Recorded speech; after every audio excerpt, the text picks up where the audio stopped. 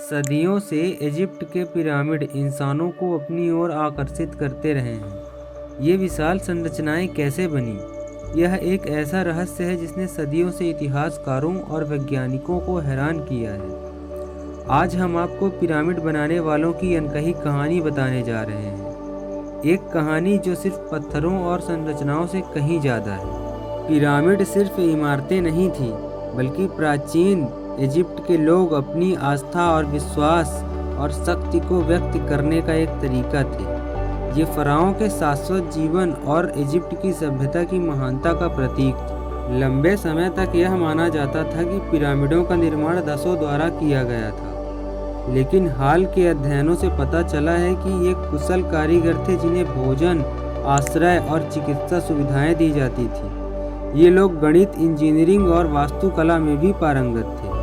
इतने बड़े पत्थरों को खींचकर और इतनी ऊंचाई पर रखना कोई आसान काम नहीं था। बिल्डरों ने राम्स, लीवर और नदी मार्ग जैसे सरल उपकरणों का उपयोग किया। कुछ पत्थरों को नदी के रास्ते लाया जाता था और फिर उन्हें पिरामिड तक पहुंचाया जाता था। पिरामिडों का निर्माण सिर्फ शारीरिक बल नहीं था, बल्कि इसमें गणित और इंजीनियरिंग का गहरा ज्ञान भी शामिल था।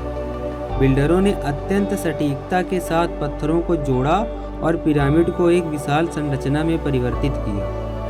आज भी कई सवाल ऐसे हैं जिनके जवाब नहीं मिले हैं, जैसे कि इतने बड़े पत्थरों को इतनी सटीकता से कैसे जोड़ा गया, बिल्डरों को इतनी बड़ी संख्या में कैसे संगठित किया गया, पिरामिडों का निर्माण क्यों रुक गया, क्या इनमें कोई गुप्त संदेश छिपा है? पिरामिडों का निर्माण सिर्फ फ़राओं के लिए नहीं था, बल्कि यह पूरे समाज के लिए एक महत्वपूर्ण घटना थी।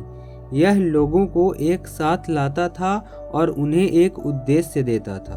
पिरामिड इजिप्ट की प्राचीन सभ्यता का एक अद्भुत उदाहरण है।